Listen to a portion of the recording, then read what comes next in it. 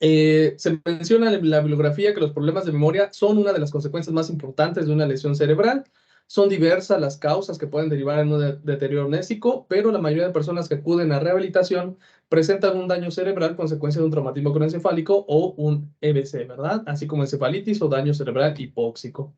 Los pacientes con deterioro de tipo progresivo, especialmente aquellos con enfermedad de Alzheimer, acuden también cada vez más a rehabilitación para compensar sus dificultades. Aunque actualmente no existe ninguna manera efectiva para restaurar la función nésica dañada, podemos ayudar a los pacientes a compensar sus problemas y a aprender de una manera más eficiente. Para aquellos con deterioros cognitivos graves y difusos, quizás la mejor estrategia que podamos plantear sea modificar o adaptar su entorno para ayudarlos a manejarse sin memoria, ¿verdad? Pocos de los pacientes derivados a rehabilitación de memoria presentan un síndrome amnésico puro. Las características de este son dificultad grave para aprender y memorizar la mayoría de las informaciones nuevas, que sería la amnesia anterógrada.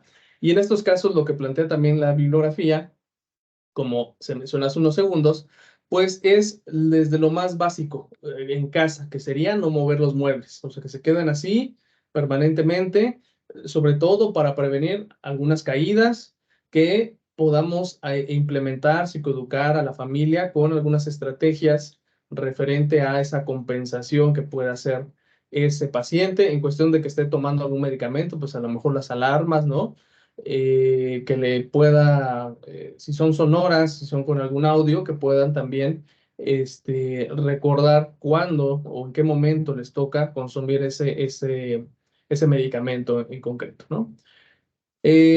También otra de las características, dificultad para recordar algunas informaciones adquiridas antes de la aparición del síndrome, preservación de la memoria inmediata, preservación del aprendizaje de tareas implícitas y preservación del resto de las funciones cognitivas. Sin embargo, para algunos grupos, aquellos con amnesia pura o para los que tienen problemas adicionales, se podrían describir unas características comunes, como la memoria inmediata es normal o casi normal, presentan dificultades para recordar después de una demora o un distractor, se vuelve más difícil, ¿verdad? Los pacientes presentan dificultades para aprender la mayoría de las informaciones nuevas que se presentan y los hechos ocurridos cierto tiempo antes del daño se recuerdan normalmente mejor que los ocurridos después. El prototipo de pacientes remitidos a rehabilitación de la memoria tiende a ser joven y en su mayoría son hombres que han sufrido un daño cerebral traumático. Aparte de la memoria, presentan dificultades atencionales, así como en la planificación, organización. Además, son susceptibles de presentar trastornos emocionales como ansiedad, depresión y cambios de humor. Y pueden mostrar problemas de conducta en forma de dificultades en el autocontrol o agresividad verbal. Este tipo de pacientes normalmente desea volver a trabajar o puede haberlo intentado sin éxito y la familia acostumbra a necesitar ayuda y después de algunos meses los amigos del paciente tienden a dejarlo socialmente aislado, ¿verdad? Analizábamos también dentro de esta gama general de situaciones problemáticas que un mecanismo de compensación para que los demás a nivel social no se den cuenta, entre comillas, que tiene alguna situación de daño, es aislarse ese paciente. Ese mismo paciente, cuando es notorio, sabe que tiene ese déficit a nivel de funciones cognitivas, tiende progresivamente a ir a menos eventos sociales, tiende progresivamente a dejar de comunicarse con amistades en un primer grado, ¿no? Posteriormente a familia extensa y se va aislando cada vez más de la sociedad para, como una forma de compensar el hecho de que tiene esos déficits a nivel cognitivo. Eso no sería lo adecuado sería la rehabilitación, lo adecuado sería la integración poco a poco, ¿verdad? Una vez vaya retomando esa, hasta donde sea posible, esa autonomía, esa normalidad, porque obviamente hay casos donde no va a lograr eso en medida de lo posible. Y bueno, algunos principios generales, pues sería que para mejorar el proceso de codificación de la información, primero se debe simplificar. Como les he mencionado desde la primera tutoría, espero no estar fallando en esa memoria, que nos vamos a ir de lo simple a lo complejo, ¿no? Y también esta fragmentación que podemos lograrle en cuestión de la información para que pueda interpretarla, pueda analizarla, pueda comprenderla y almacenarla de mejor manera. Se debe simplificar la información que deberá ser recordada. Después, pues es más fácil recordar palabras cortas que largas, del mismo modo que es preferible utilizar frases cortas a largas, aunque las palabras y frases más largas sean perfectamente comprensibles para la persona que la está intentando recordar. En segundo lugar, solo debería pedir a la persona que recuerde una sola cosa cada vez y no presentar 3 o 4 ítems Por ejemplo, palabras, nombres o instrucciones, uno detrás del otro. Un ejemplo de esto, si nos vamos en cuestión de crianza, completamente alejado a la situación de rehabilitación o de daño, cuando una mamá o papá tiene un hijo de etapa preescolar o un poquito más pequeñito, desde los 2 años hasta los 6, que recomiendan muchos psicólogos evolutivos o muchos neuropsicólogos, aquellos que se dedican al aspecto del desarrollo, el trato o trabajo con los pacientes infantiles. Que la mamá y el papá le diga frases cortas, concisas, concretas de lo que desea a su hijo o su hija, ¿no? Eh, Hay papás, hay mamás que se avientan un choro de media hora, ¿no? Y el niño ya se perdió completamente en el verbo que le está diciendo el papá, el mamá del regaño. Entonces, algo concreto, conciso, si a lo mejor le pegó a su hermanita o a su hermanito y se puso a llorar a su hermanito, ¿no? O en la escuela lo están acusando que a cada rato pega, tan simple como el hecho de decirle, a ver, Juanito Pérez, no se le debe pegar a otras personas o no le pegues a tu hermanita porque le duele, ¿no? Algo así concreto, conciso que pueda procesar esa información. En el caso de pacientes infantiles, porque sabemos que está en desarrollo ese cerebrito, está madurando ese cerebrito, esas zonas de la corteza prefrontal están madurando, se están conectando y demás. Entonces no tiene todo este bagaje de significado enorme como un paciente, un ser humano adulto, ¿verdad? Está en ese proceso de irse desarrollando y demás. Entonces hay que ser muy conciso y muy concreto. En el caso de sus pacientes, ya regresando nuevamente a lo que menciona la bibliografía, de la misma manera, evitar a toda costa ese sermón enorme o ese, como vulgarmente se dice, ese choro enorme, ¿no? De media hora, esa explicación enorme de media hora, sino ser más concisos, concretos. Cuando ya logré comprender, almacenar esa información, recordar, entre comillas, o traer a la memoria esa información, traer esa memoria al presente, bueno, entonces vamos aumentando poco a poco. Y también es importante que psicoeduquemos a la familia referente a eso. En tercer lugar, nos debemos asegurar que la persona ha entendido la información que se le ha presentado. Esto lo podemos comprobar fácilmente pidiéndole que nos repita con sus propias palabras aquello que está intentando recordar. Esto se vuelve mucho más complejo cuando el paciente obviamente tiene algún síndrome en cuestión de afasia, algún tipo de afasia y aparte amnesia, porque va a ser más complicado esta parte, ¿no? En cuestión de si comprende o no, si es relacionado a una fase de Wernicke o global, pues va a ser muy complicado, muy difícil esta situación. Hay que atender las dos y no se olviden de también no dejar de lado la atención en cuestión de aumentar esa velocidad de procesamiento poco a poco y los niveles atencionales. Todo va de la mano, como ya hemos estado revisando, hay que atender toda la globalidad. Sí nos vamos a centrar más en el déficit más promisorio o prioritario, ¿no? Puede ser lenguaje, puede ser memoria, puede ser atención, puede ser funciones ejecutivas, pero no dejando de lado las otras funciones que nos van a ayudar como soporte, como apoyo a rehabilitar también esa función que ha sido más dañada o esa cognición que ha sido más dañada. También le podemos pedir que relacione la información nueva con algo ya conocido. Cuando trate de recordar un nombre de alguien que acabe de conocer, lo puede relacionar con alguien conocido que se llame igual, por ejemplo, o bien una palabra que rime con el nombre, ¿no? Aquí estamos haciendo esta estrategia para poder también integrar a nivel social a ese paciente. Una buena estrategia es seguir la regla del poco y a menudo, conocida, bueno, está en inglés, ¿verdad?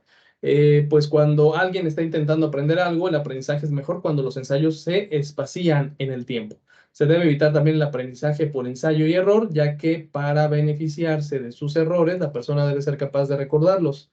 Para las personas que no pueden recordar sus errores, el hecho de dar una respuesta incorrecta puede fortalecer ese error, por lo que debemos evitar los errores durante el procesamiento de codificación de esa información.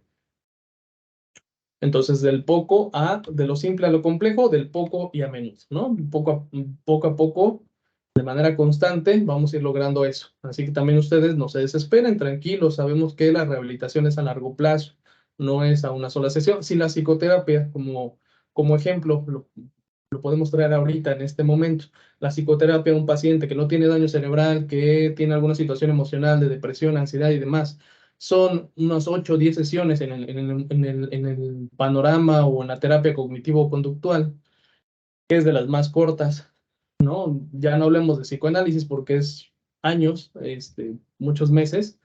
Entonces, y es a un paciente sin ninguna alteración a nivel neurológica, pues por ende, a un paciente así hay que tomarnos el tiempo también necesario. Para las personas que no pueden recordar sus errores, el hecho de dar una respuesta incorrecta puede fortalecer ese error, por lo que debemos evitar los errores durante el procesamiento de codificación. Así mismo, debemos asegurarnos de que las personas que tratan de recordar o aprender no sean receptores pasivos de la información, necesitan pensar acerca del material o la información recibida y poder manipularla de alguna manera. Este proceso fue llamado a niveles de procesamiento por estos dos autores, ¿verdad? En el siguiente nivel o estadio es el de almacenaje. Primero codifican esa información, ¿no? La procesan, la relacionan con algún significado, tal vez puede ser algún significado emocional, y entonces ya viene este siguiente estadio que es el almacenaje de la información.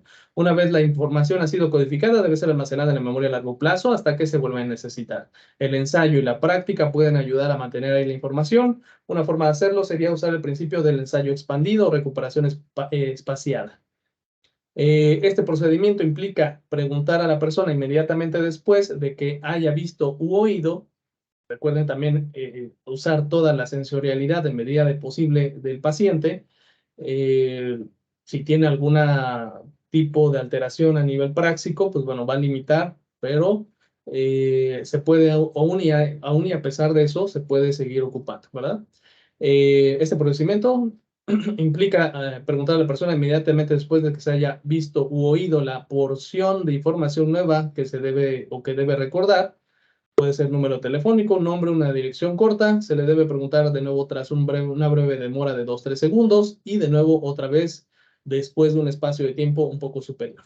De esta forma se aumenta el intervalo de retención, lo que permite un mejor almacenaje de información. Este principio puede ser útil tanto para la codificación como para el almacenaje de nueva información. Y ya en el tercer paso es básicamente lo de recuperar esa información cuando así lo requiere el paciente. Todos en algún momento hemos experimentado problemas para recuperar la información en algún momento. Sin embargo, este hecho es mucho más frecuente en aquellas personas con problemas de memoria. Si podemos proporcionar un gancho, una ayuda en forma de pie o apunte en el momento de recuperar aquella información necesaria, podemos ayudar a las personas con más dificultad a acceder a esa memoria, ese recuerdo. Dar la primera letra del nombre, por ejemplo, puede permitir a la persona recordar el nombre entero. El principio de especificidad del contexto también debe tenerse en cuenta, ¿verdad? Entonces, aquí viene ya algunas recomendaciones de esos 3 estadios o niveles en cuestión de la codificación, el almacenaje y en este caso que estamos revisando en este momento, pues bueno, la recuperación propia para su uso en la vida cotidiana. Recuerden también contextualizar todo eso. Ahorita más adelante vemos algunos ejemplos. Se ha demostrado que recuerdo es mejor cuando la situación de recuperación de la información es similar a la situación en la que fue aprendida. Así pues, las personas con déficit léxicos pueden recordar mejor si se encuentran en la misma habitación y en compañía de las mismas personas que cuando se dio la situación de aprendizaje. Y entonces tenemos aquí en pantalla estas técnicas de rehabilitación que ya las habíamos visto de manera general. Pero aquí la estamos observando ya en concreto para la memoria. En el caso de la restauración, serían las técnicas usadas que incluirían el aprendizaje de listas de información por medio de la práctica, la repetición y la organización de la información. Recuerden que todo esto, si lo ligan ustedes hacia un contexto más significativo de la vida diaria, o sea, usando herramientas propiamente que ve, que visualiza o que usa el mismo paciente, como lo veíamos en la clase anterior, ahorita vemos algunos ejemplos generales, eh, va a ser mucho más significativo, ¿no? Para él o para ella. Algunos estudios han descrito que las ventajas de estas técnicas son limitadas, ya que no existe una generalización o a otras tareas o actividades importantes de la vida cotidiana. En el caso de la reorganización, el objetivo de estas técnicas es sustituir una habilidad alterada por una menos afectada y así mejorar y compensar los problemas de memoria. Las estrategias mnemotécnicas son las más empleadas y estas, pues bueno, es ese apoyo propiamente, ¿no? Inclusive los acrónimos también, el uso de acrónimos en dado caso que requiera poder almacenar esa mucha información y poder hacer esa vinculación para poderla traer al presente.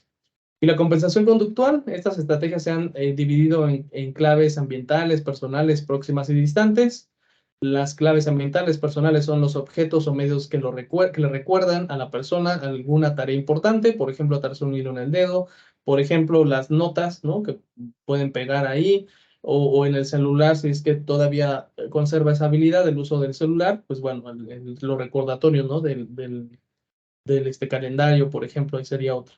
Las claves ambientales próximas se refieren a ayudas externas o cambios en el ambiente para recordar algo, y estos pueden incluir libretas, agendas, registros de acontecimientos y alarmas. Y bueno, otro ejemplo sería el celular, ahí viene incluido. Y las claves ambientales distantes son cambios en el hogar o lugares como hospitales para minimizar las dificultades de las personas con problemas de memoria.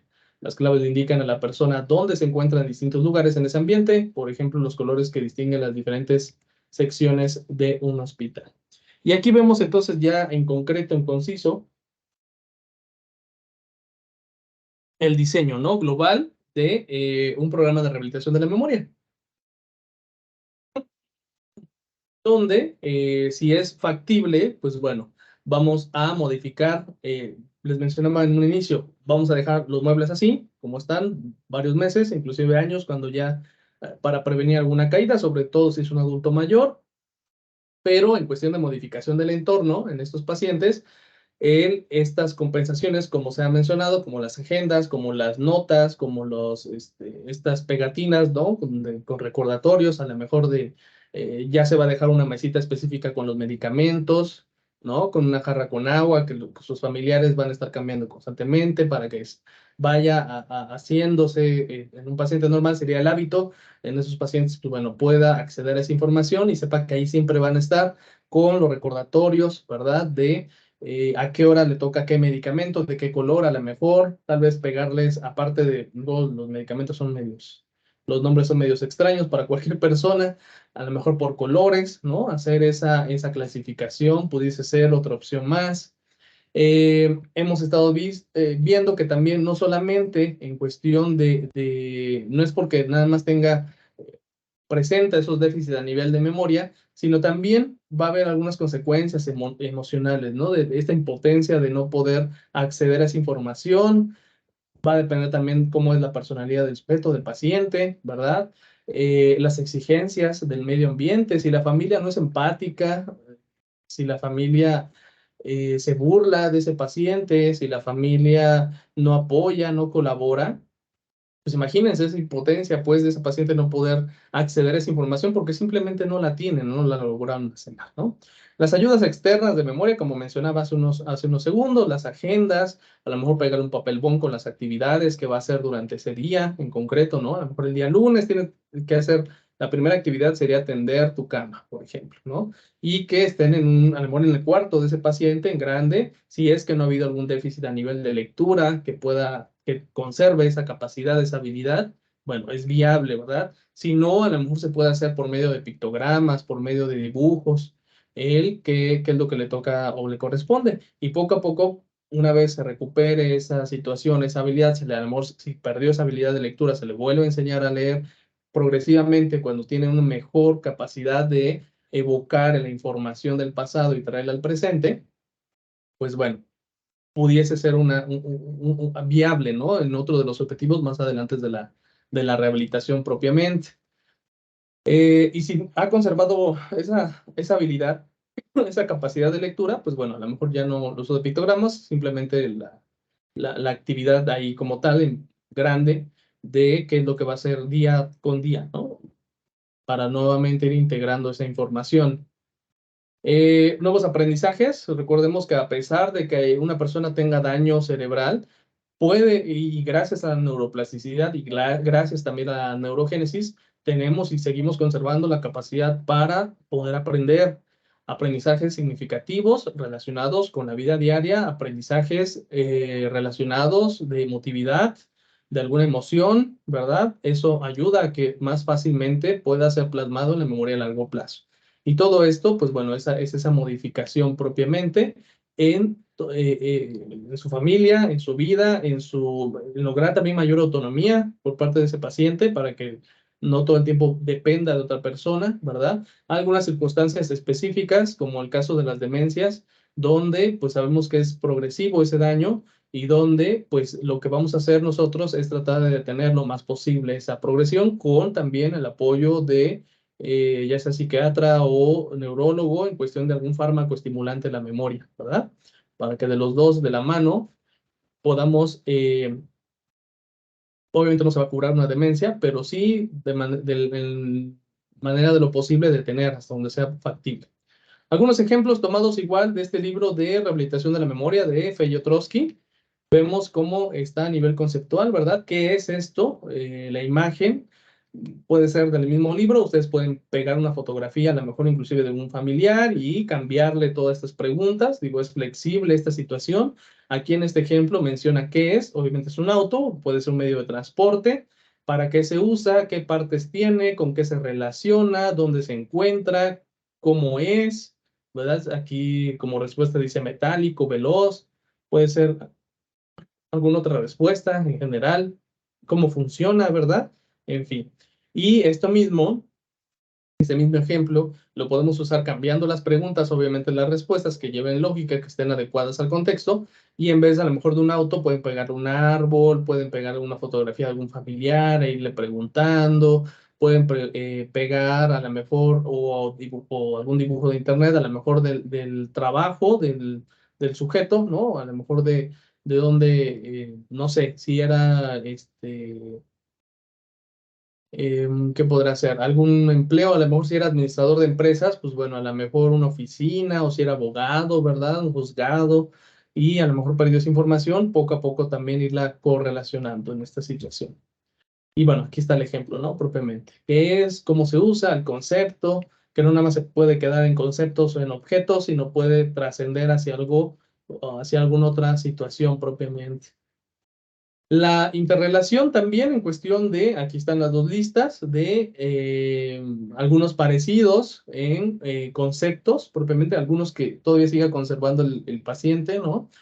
Que puedan conservarse, o la otra variante sería el preguntarle qué es el papel, qué es una mochila, para qué se usa, en fin, ¿no? O la otra variante, como viene en algunos test, como en el caso de Neuropsy, leerle hasta.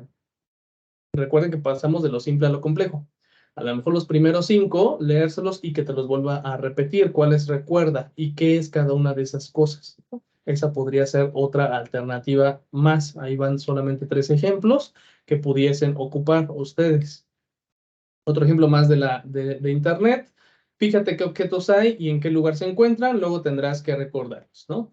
Entonces le puedes mostrar y le puedes preguntar a nivel conceptual, bueno, ¿qué es ese objeto? ¿Cómo se llama? ¿De qué color son? ¿Qué forma tienen? ¿Quién los usa? ¿Los hombres, las mujeres? ¿En qué momento los puede ocupar? En fin, ¿no? Y aquí también estamos estimulando esa parte en cuestión de a nivel conceptual. Y luego, entonces, recuerdo qué objetos había y en qué lugar se encontraban, rellena los cuadros correspondientes escribiendo el nombre del objeto, ¿no? Entonces estaban en este momento, aquí puede anotar los zapatos, ¿no? Zapatos de hombre, de color café a lo mejor, o simplemente zapatos, o a lo mejor una variante sería que los dibuje, ¿no? También para estar estimulando esa praxia, en fin, depende también cada caso, cada paciente, qué alteraciones tenga también. Otra opción, fíjate qué objetos hay, en qué lugar se encuentran, luego tendrás que recordarlos, ¿no? Y se les presenta el estímulo 2, 3, 5 segundos. Viene la siguiente, recuerda qué objetos había, en qué lugar se encontraba, rellena los cuadros correspondientes escribiendo el nombre del objeto. Nuevamente la variante, que los dibuje, pudiese ser otra situación. La variante sería desde presentarle el estímulo y preguntarles para qué sirve, ¿no? ¿Qué es esto? ¿Para qué se ocupa? Esto, ¿para qué se ocupaba? ¿Qué es un radio? Esto más, ¿en qué se ocupa? ¿O dónde lo ha visto antes? ¿O en qué momento de su vida? O si les puede a lo mejor hasta comentar alguna experiencia que haya tenido, ¿no? A lo mejor si puede acceder todo, o si todavía tiene esa información en su memoria a largo plazo también. No sé, si me vienen ahorita aquí de rápido, que a lo mejor el paciente les diga, es que a mí, pues la verdad nunca me han gustado este tipo de panes, a mi esposa sí le gustan, pero a mí el olor hasta me desagrada, sabe, huele a quemado y, en fin, ¿no? También esta parte de vocación pudiese ser y solo estamos ocupando una sola plantilla, una sola lámina. No es como que tengamos que tener torres de material, sino también aquí depende mucho la creatividad de cada uno de nosotros. Y la experiencia, sin lugar a dudas. A completar, continúo los siguientes refranes. Obviamente todo esto tiene que ser contextualizado, ¿verdad? Recuerden ver toda la ecología del paciente. Aquí viene primero, aquí madruga, Dios le ayuda, de tal palo tal astilla, en fin, al mal tiempo buena cara.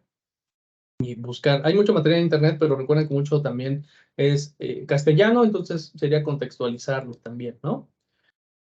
Y aquí vienen los otros. Dime con quién andas, te diré cómo eres, o quién eres, algo así. Eso sí, no lo logro evocar bien.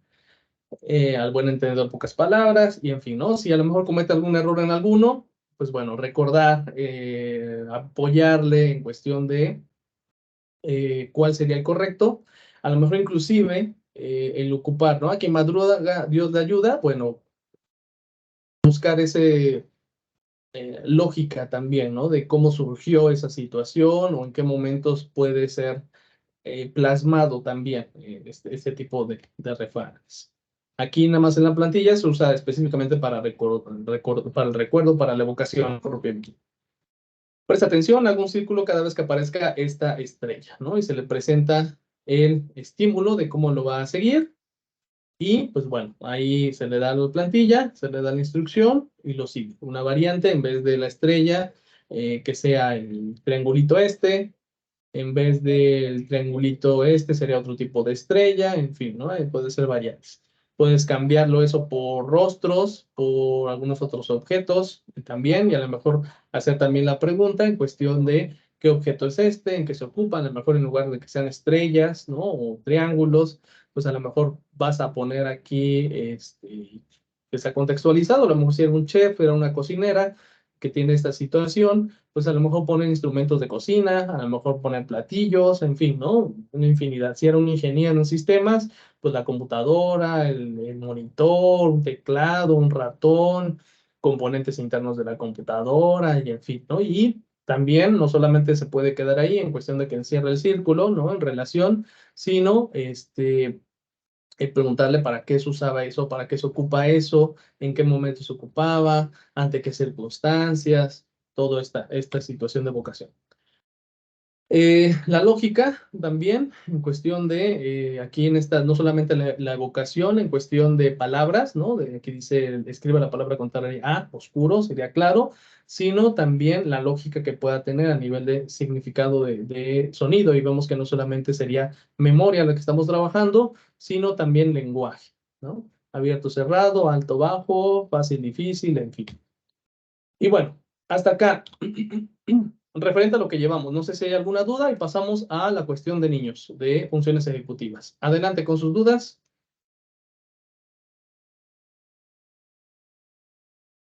De mi parte, bien, profe. Gracias. Todo bien, maestra. Muchas gracias. Maestro, todo entendible. Solo me parece que está hablando un tanto acelerado. No sé si es el término. Ok, muchas gracias. Sí, eso es importante, es sobre todo para que no me ganen los tiempos, pero todavía tenemos suficiente tiempo.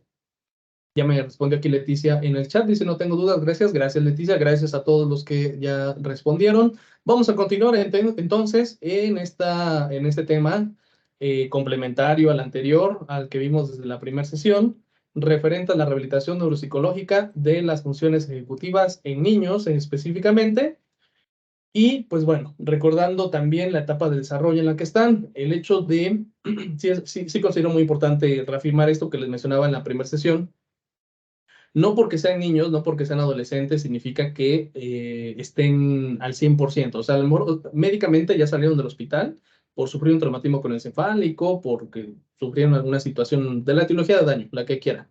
Entonces ya médicamente se recuperaron, llegaron a su casa. A veces los neurólogos mencionan esa situación con los papás de, pues ya está bien, ya no se preocupen, ya no tiene nada, ya tiene que funcionar normal. No siempre pasa así. Sabemos que tenemos una gran herramienta que es la neuroplasticidad en estos pacientes infantiles, adolescentes, que está a nuestro favor como rehabilitadores, como neuropsicólogos, neuropsicólogas, porque va a acelerar el proceso a comparación de un paciente de 50, 60 años, inclusive a un paciente de 35 años que saben bien que a partir de los 35 años cada día se pierden entre 10.000, 15.000 neuronas diarias y así progresivamente conforme vayamos envejeciendo, ¿no? Y va a depender mucho de nuestro estilo de vida, si tomamos, si fumamos y todo eso, pues se pierden más, si nos trasnochamos, se pierden hasta 80.000 neuronas cada vez que no dormimos bien las horas que necesitamos, sobre todo más de los 35 en adelante. La situación ahí como tip. Y en el caso de los niños, pues tenemos la factibilidad, tenemos ese gran valor a nivel neurológico, ¿no? De la neuroplasticidad, pero no por eso hay que dejarlos, ¿no? En cuestión es que ya se recuperó médicamente, entonces ya no tiene nada, está normal, entonces ya tendría todo el potencial para aprender y estar al mismo nivel que sus padres. Falso completamente. Entonces, sí es necesario un apoyo, sí es necesario una rehabilitación, sí es necesario que psicoeduquemos. Por ahí en sesiones pasadas yo les mencionaba que traten de dar ahorita que están siendo estudiantes y también para generar un buen currículum, pues webinars, conferencias en universidades, pueden ser gratuitas y que les den el diploma y con esto también psicoeducamos a la sociedad de la importancia, de la importancia del neuropsicólogo o neuropsicóloga. Adelante, Dolores, ¿si vas a preguntar algo?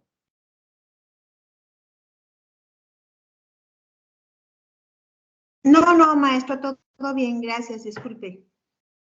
Bien, Dolores, gracias, gracias. Entonces sí es importante esa parte, ¿no? También para ir psicoeducando a la sociedad. Cierto también que somos muy poquitos, muy poquitas, pero eso también tiene una gran ventaja a nivel económico porque pues vas a tener siempre una gama también de pacientes, ¿no? Eso también te va a ayudar. Pero la psicoeducación, regresando al tema, sí es sumamente importante, ¿no? Una persona autónoma es aquella que tiene la capacidad de autogobernarse, de escoger, de decidir por sí misma. Para lograr tal autonomía, el individuo debe ser capaz de controlar y coordinar de forma consciente sus pensamientos, acciones y emociones, las habilidades cognitivas que permiten al individuo modular las operaciones de varios subprocesos cognitivos y de este modo la dinámica de los aspectos más complejos de la cognición humana recibe este nombre de las funciones ejecutivas. Entonces, aunque ciertamente esos niños y adolescentes están en ese proceso de adquirir la madurez de esas funciones ejecutivas, que en el caso de mujeres se logra a los 21, 22 años, depende mucho qué autor leas, y en el caso de nosotros los varones, hay autores que mencionan que hasta los 25, entre los 25 y los 30 somos más lentos para adquirir esa madurez de frontales. Si un paciente infantil sufrió alguna etiología de daño cerebral, sí o sí hay que rehabilitar, aunque tenga toda esa neuroplasticidad, aunque el neurólogo diga que ya está bien, biológicamente pudiese ser el caso, que ya esté bien, médicamente ya esté bien, pero sí requiere a nivel cognitivo esa rehabilitación, ¿no? Va a depender todo el caso. Recuerden revisar toda la ecología del paciente, recuerden también psicoeducar a la familia para que sea un poquito más tolerante, más empático, sobre todo, que es un proceso que va a tener ese niño o ese adolescente que va a ser poco a poco y que puede tener algunos déficits en cuestión de la falta de autonomía o en cuestión a nivel de organización o en cuestión de que se vuelva impulsivo y antes no lo era, que la familia sepa el por qué, ¿no? Por qué a nivel neurobiológico se está comportando ahora, que salió del hospital y que sufrió un traumatismo craneoencefálico, que a lo mejor hasta se rompió un brazo, ¿no? Pero como no se ve concretamente, a lo mejor el brazo pues sí lo trae con una férula y yeso, ¿no? Y tiene cuidado y muchas veces ni así tienen luego cuidado esos adolescentes. Eh, Hacerles mención, hacerles ver a la familia, psicoeducarlos referente a que también a nivel cognitivo no va a tener sus errores. Bueno, algunos ejemplos, ya no me salto un poquito la teoría, ya la revisábamos en la primera tutoría, pero algunos ejemplos en cuestión de esto, pues sería poder controlar los estímulos, eso recuerden, no solamente en cuestión de niños, sino también para todo tipo de pacientes. En su consultorio público-privado, lo ideal sería ese control de estímulos. Va a haber casos, sobre todo aquellos que laboremos en un ente público, que sea un poquito difícil el control de estímulos, pero pueden a lo mejor, en medida de lo posible, hasta donde sea factible, poder controlar esos estímulos a nivel sonoro, o esos estímulos a nivel de interrupciones, o desde poner un letrerito de se está en terapia, se está en rehabilitación, hasta el hecho de que si no se puede controlar los estímulos sonoros, para aquellos que estamos dentro de la educación, dentro de SEP, pues a lo mejor tener alguna música relajante que pueda, pues, limitar o pueda enfocarse ese paciente más a ese estímulo tranquilo que todo el ruido que se está produciendo, ¿no? Afuera. Pudiese ser unas situaciones, también a lo mejor si hay un evento social, alguna ceremonia, pues ya no poner en ese horario esa terapia, sino saber que en ese momento iba a haber alguna ceremonia, algún evento deportivo, algún evento cultural de esa escuela, y pues bueno, posponer esa sesión, ¿no? Por el enorme ruido, el enorme distractor a nivel sonoro. Hay que tener cuidado en ello. Tome los recursos con los que cuente para apoyarse, desde títeres, lecturas, en fin, todo ese tipo de material concreto también es importante, ¿verdad? Un lugar bien ventilado, iluminado, silencioso en manera de lo posible. Si no es factible, ya les recomiendo qué hacer para el hacer de las tareas. Esto también en cuestión de casa, hay que psicoeducar mucho a la familia, también en cuestión de que tengan un espacio dedicado a poder hacer sus tareas, sus deberes escolares. Y el control de estímulos que también, ¿no? Sobre todo si hay alguna sintomatología de TDAH, si hay alguna situación de que venga arrastrando de daño cerebral, es importante también control de esos estímulos porque si imagínense, si hay niños que no tienen ninguna alteración aparente a nivel neurológico del desarrollo, les puede costar trabajo centrar su atención en esa tarea que van a hacer. Si tienen la tele prendida, si tienen el celular al lado, si está plática y plática la mamá con la vecina al lado, en fin, ¿no? Entonces, así es importante psicoeducar porque muchas veces se cree que el niño nada más es un adulto chiquito y no es así. Entonces, es importante esa psicoeducación a los papás.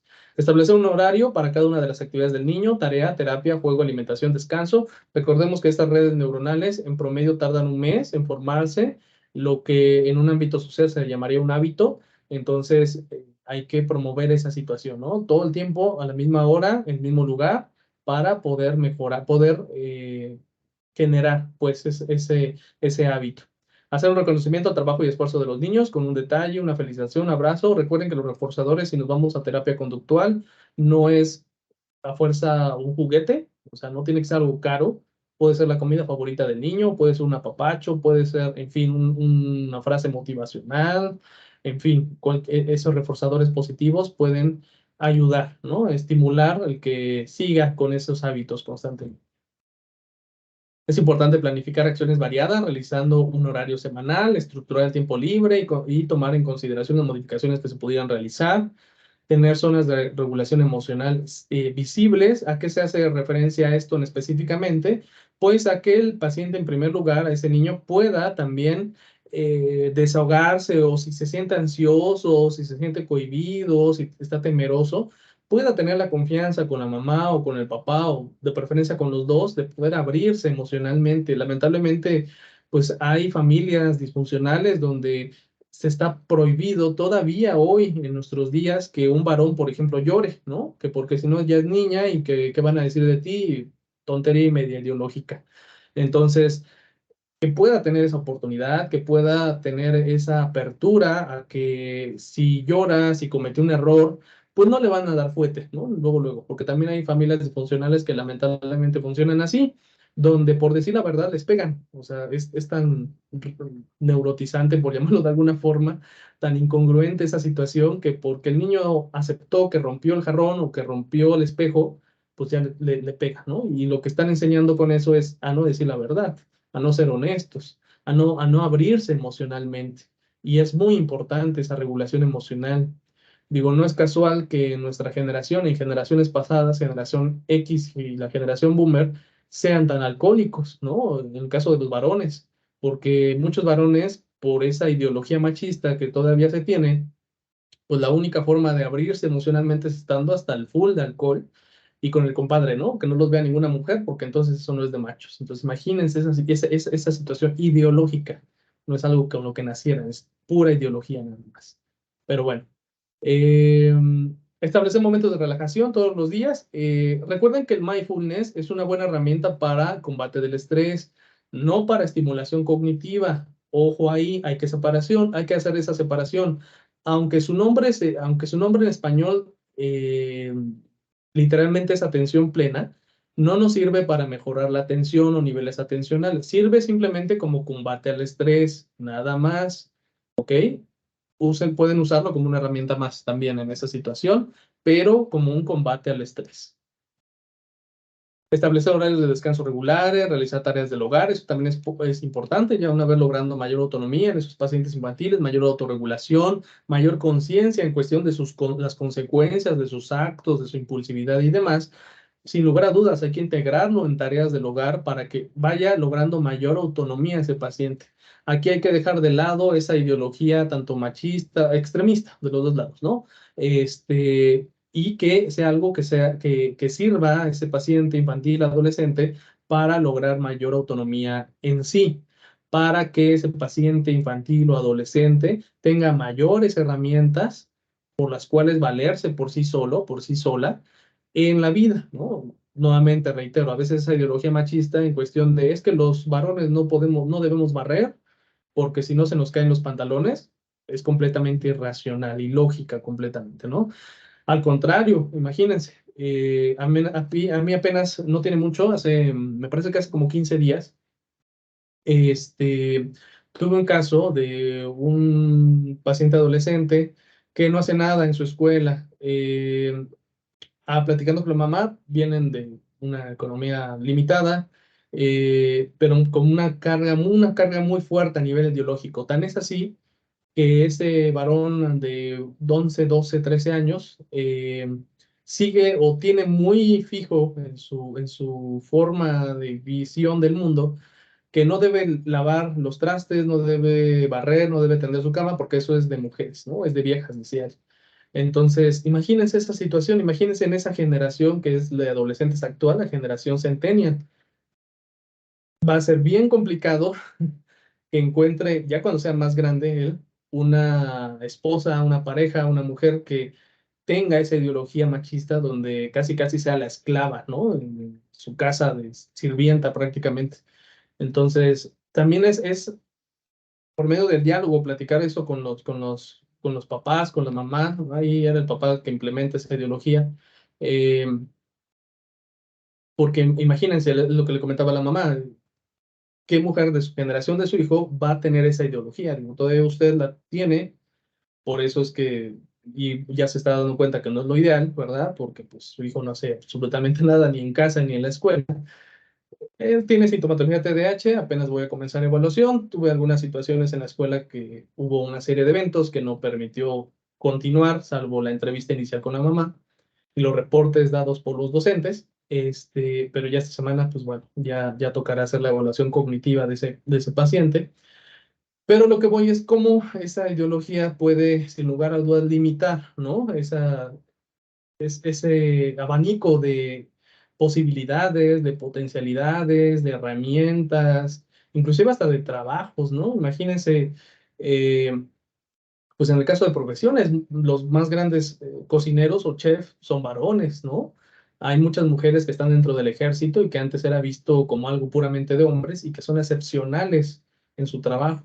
Entonces, muchas veces esa ideología, esa cuestiones, pues limita bastante esa capacidad, ¿no? Sobre todo cuando son extremistas esas ideologías.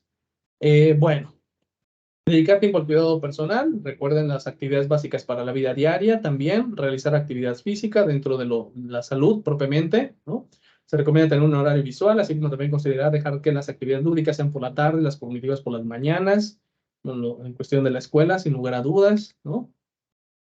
Algunas sugerencias que podemos darle a los papás: tomen en cuenta que las actividades a realizar desde casa deben de ser cortas en cuanto al tiempo, estructuradas en un inicio y final claros, además de establecer periodos de descanso frecuentes de tarea y tarea.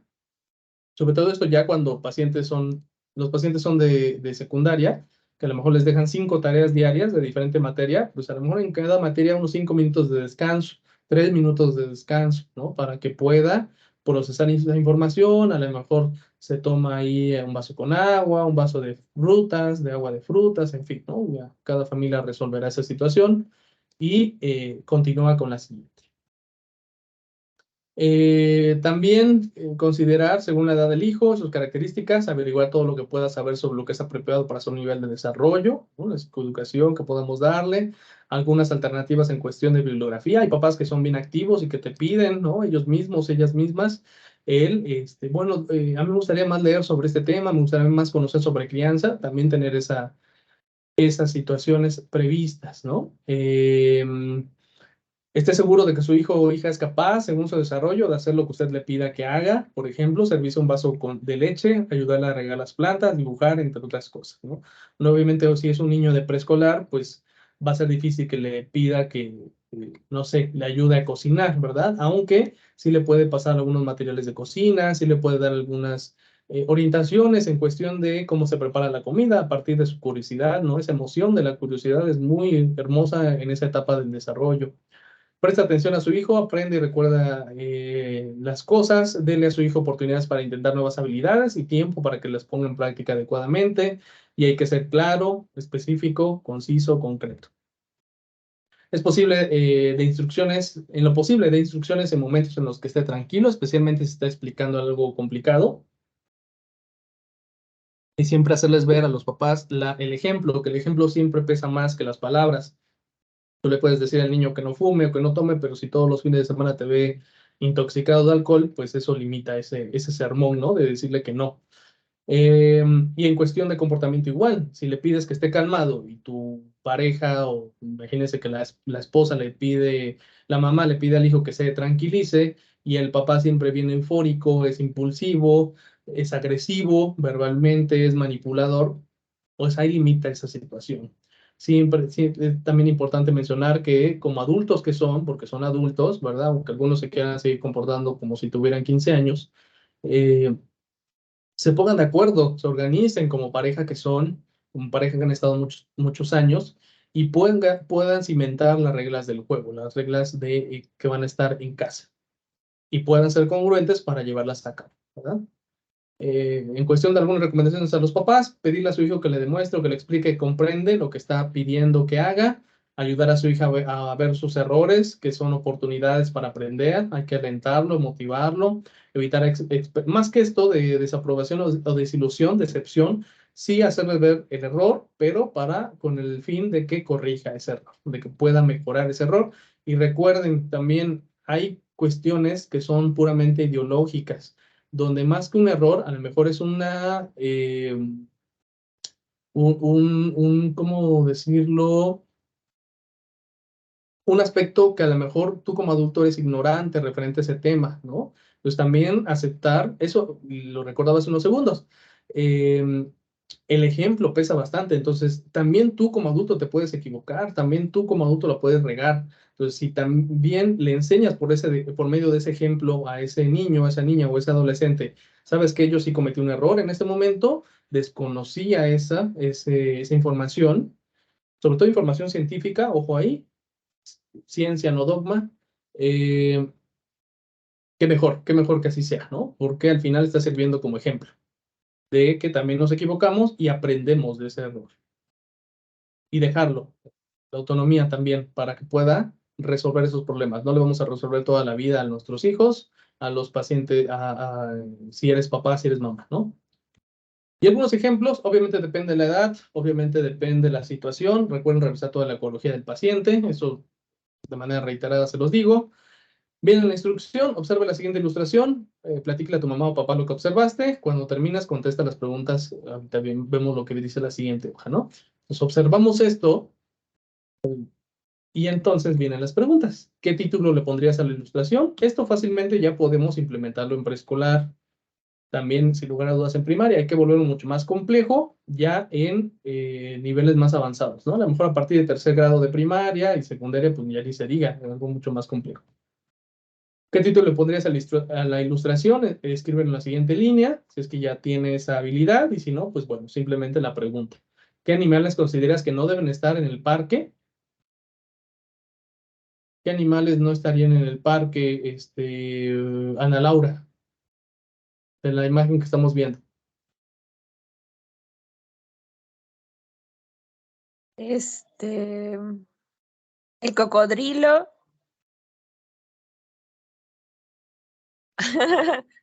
una ardilla creo que está tratando de atrapar a un perro con una caña. Está bueno. Ay, ¿qué es eso? El perro con la patineta y el casco, pues se me hace que está como medio mal. El perrote gigante. Ah, Ya no alcanzo a ver más. Ok, con eso, gracias. Sí, recuerden que estamos trabajando funciones ejecutivas y en este caso, para esa pregunta en concreto, pues sería la lógica, ¿no? Y a partir del contexto. Por acá vemos un perrito también que está como navegando, ¿verdad? Como si fuera humano, está remando, entonces no tiene lógica. Bueno, ahí viene la otra pregunta. Perdón, adelante, adelante. El que está leyendo el periódico también. ¡Oh, el salchicha! Está buena la imagen. Gracias, gracias. Sí, efectivamente, ¿no? Todo esto que no tendría alguna lógica. Y ahí podemos profundizar también, recuerden, no nada más ser muy cuadrados de lo que las herramientas que podamos encontrar también en Internet, sino indagar más, profundizar más en esta situación. Bueno, ¿por qué no sería lógico, no? Ahorita los que mencionó su compañera, y si no lo entiende el niño, pues bueno, puedes darle esa explicación, sobre todo ya de primaria, ¿no? Como tal, que ya tiene un nivel cognitivo mucho más alto a comparación de preescolar. Y acá viene la pregunta, ¿por qué piensas que esos animales no deben estar en el parque?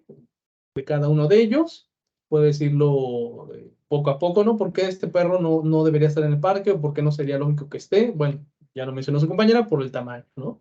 En fin, así con cada uno de ellos. Viene otra, dice, ¿qué hacen los perros en el parque? Si los ha visto o en la calle, les puedes cambiar. Eh, ¿Qué actividades, no? Hacen pipí, se huelen entre ellos, hacen popó, juegan a la pelota, en fin, todo esto. Observas el paraguas, notas algo raro, ¿qué es? Vamos a ver. El paraguas, dice. Ok, igual la lógica, ¿no? ¿Cómo está? Como tal. Si tiene lógica que esté de esta forma. Pudiese ser el caso, por estos videos de TikTok, que algún niño, alguna niña te diga que sí está bien, porque lo vio en TikTok, que luego lo usan así los japoneses. Puedes pedir más información, bueno, dónde lo viste o cómo fue, o a lo mejor si ahí tienen el celular, te dicen hasta el nombre, lo buscas y a lo mejor sí, ¿no? Hay algún video de broma que así esté. Pero de ahí, pues tú ya vas a comentar que puede ser un video de broma, puede ser un video actuado, puede ser alguna de estas situaciones, ¿no? Como tal. Entonces, y bueno, de una misma imagen, toda la información que podemos mejorar. Otra variante sería a lo mejor, bueno, vamos a ver si no viene alguna de esas preguntas. No, aquí está. Dibuja a un perro en este espacio de lo que es el concepto de perro, que lo pinte, estamos estimulando praxis ahí, pero una de las variantes que podíamos también por medio de preguntas de lógica, de razonamiento, implementar sería las actividades más allá de los animales que están haciendo. Por ejemplo, es común o es lógico que un humano le aviente una pizza a un perro. ¿Lo has visto en algún lado?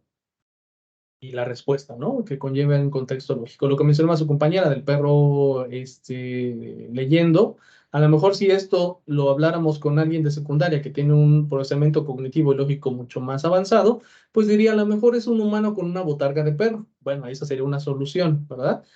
Pero si fuera literalmente un animal, pues no tendría lógica que pudiese pasar eso, ¿no? Como en el caso del robot paseando un perrito, pues todavía hoy a nuestros días no es común que haya robots.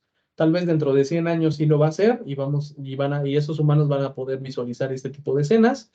Hoy lo más que hemos tenido es un dron. En la pandemia había gente que, no sé si fue en Europa, creo que sí fue en Europa, en uno de los países europeos, donde sacaban a pasear a sus mascotas por el miedo al COVID con drones. Entonces, bueno, eso sí, esa imagen si se acuerdan de esta película de Volver al Futuro, la 2 ya se plasmó, ¿no? En el 2020, 2021. Pero bueno, hasta hoy en nuestros días no hay robots que puedan hacer esto o que lo veamos en la vida cotidiana. En un futuro seguramente sí. Y bueno, toda la información que podemos extraer de una sola imagen, ¿no? Como tal, y ir profundizando a nivel de lógica y razonamiento. Aquí tenemos otra situación en concreto, que sería, observa las imágenes, 2, recórtalas cuidadosamente, praxias, pégalas en tu cuaderno, inventa una historia y descríbela, ¿no? Como tal.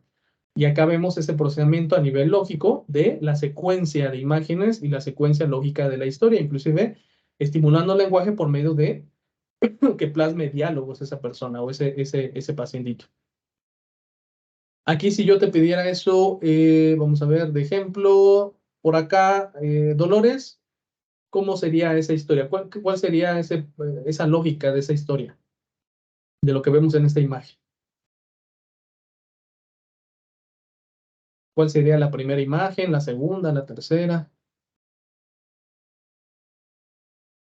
Ay, perdón, se me apagó el micrófono. Por ejemplo, en la primera yo observo unas muchachas que van platicando, que van observando un paisaje. En la segunda que interactúan con un perro y están jugando con un perro. Y nos habla de unas muchachas que están dialogando en función al tema de lo que están viviendo en ese contexto. ¿Sí?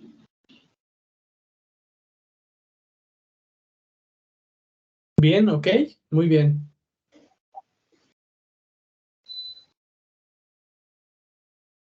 Bien, gracias, Dolores. Y pues bueno, así de esta forma, ¿no? También ir creando inclusive los diálogos de lo que viene platicando cada una, de las imágenes, del proceso, la lógica, el contexto, ¿no? Como tal.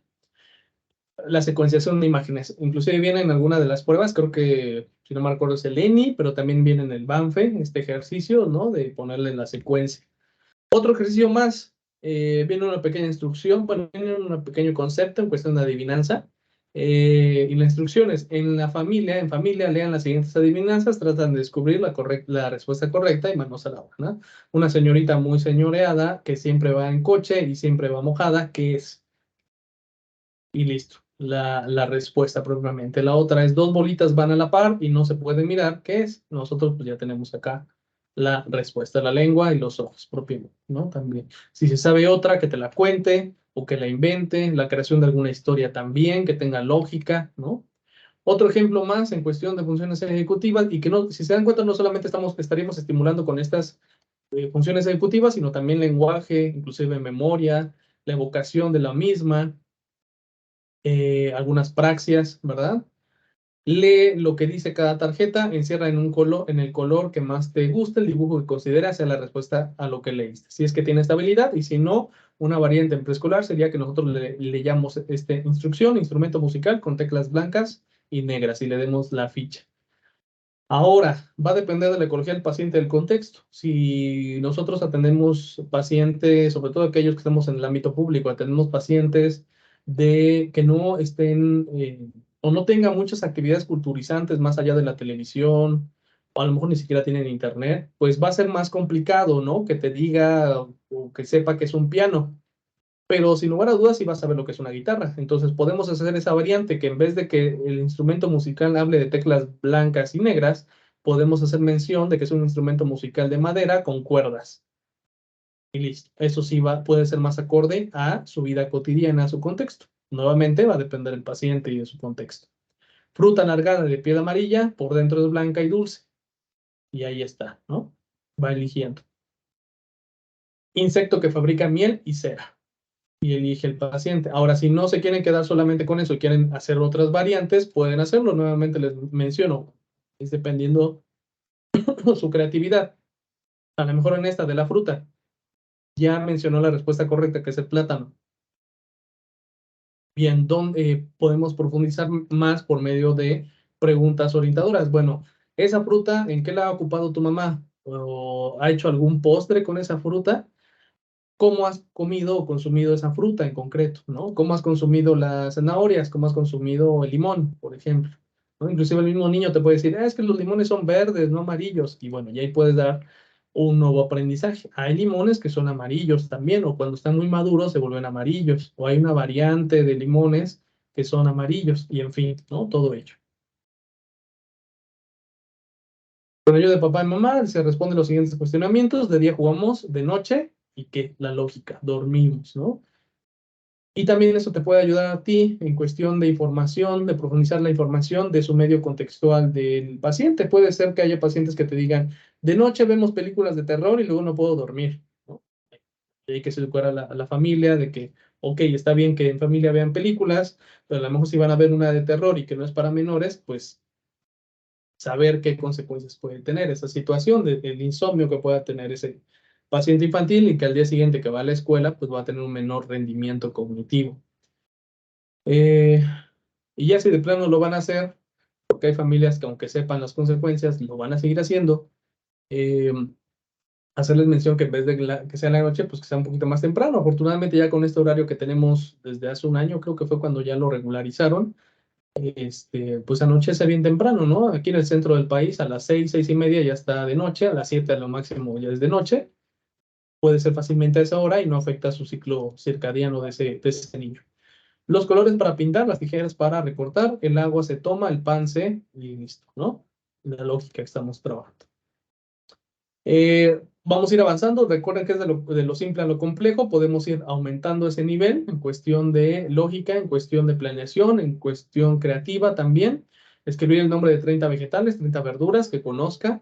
Podemos volver, este primer ejercicio lo podemos volver más complejo a futuro, en vez de que otra vez vuelva a escribir 30 nombres de verduras y que a cada nombre de esas verduras anote en qué momento de su vida las ha consumido o cuál le gusta más.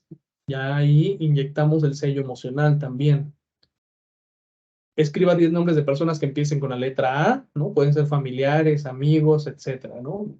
Nombres con la letra F, nombres con la letra M, en fin. Y lo que queremos volver más complejo, ¿dónde conocieron esas personas? ¿Quiénes son? ¿Cómo se llevan con esas personas? Ya se va complejizando poco a poco. Y bueno, aquí les dejo algunos otros ejemplos en pantalla, ya no me detengo tanto en ello. Vámonos a sus dudas, adelante con sus dudas referente a lo que acabamos de ver. Estoy buscando bueno, ahorita les menciono. Dudas de lo que acabamos de ver. Adelante.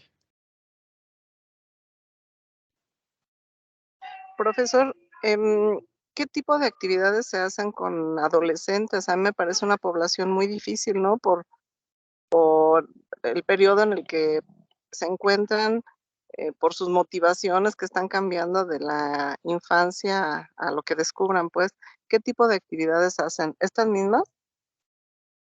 Sí, son lo que más complejas. O sea, esta que estoy proyectando fácilmente la pueden lograr, siempre y cuando su capacidad esté a ese nivel, y si no, bajarlas un poquito más, ¿no? Así fueran como de niños, como las que vimos anteriormente. Ahora, yo como tip te recomiendo que esas actividades las evoques más hacia un contexto puramente social de sus pares. ¿A qué me refiero? Que como están en esta etapa de transición de pubertos si son de secundaria, de adolescentes si son ya de bachillerato, a lo mejor en esta, la 2, que dice, escriba 10 nombres de personas que empiecen con la letra A, pudiese ser, escribe 10 nombres de artistas que te gusten, que empiecen con la letra A. Entonces ya vas abocando hacia un aspecto emocional, pero también social. A lo mejor en la primera, que dice, escribe el nombre de 30 vegetales, puedes hacer una variante, puedes hacer un cambio y puedes mencionar o pedir que escriba el nombre de todos los amigos que tenga. Y de ahí complejizarle cómo se conocieron, qué relación interpersonal tienen, cómo se llevan, por qué se llevan de esa forma, y lo abocamos más hacia un contexto social, que es parte de su etapa de desarrollo. Obviamente esto va a depender del paciente, del tipo de etiología de daño que haya tenido. Si son pacientes con discapacidad intelectual, recordemos que su capacidad de nivel cognitiva va a ir un poquito más atrasada a comparación de sus pares. A lo mejor en esos pacientes todavía, sin lugar a dudas, vas a ocupar las láminas anteriores más que estas. En estas ya son un poquito más complejas, avanzadas. Todo depende mucho del paciente y del perfil cognitivo que hayan obtenido ustedes por medio de la evaluación. Pero en un paciente, exceptuando los de discapacidad intelectual, sin lugar a dudas, abocarlo a lo social emocional, ¿no? No sé si con eso pude responderte, Leticia. Sí, muchísimas gracias. Perfecto, muy bien. Pues dentro de la información general, no sé si hay alguna otra cuestión referente al tema que vimos, ya con esto cerramos propiamente, ¿verdad? Lo de funciones ejecutivas, son algunos ejemplos, ¿verdad? Ordenar imágenes, en fin, hacer historias, secuencias, todo lo que conlleve lógica, planeación, autorregulación, autonomía, pueden diseñarlas inclusive ustedes mismos, ustedes mismas, sin necesidad de extraerlas de internet.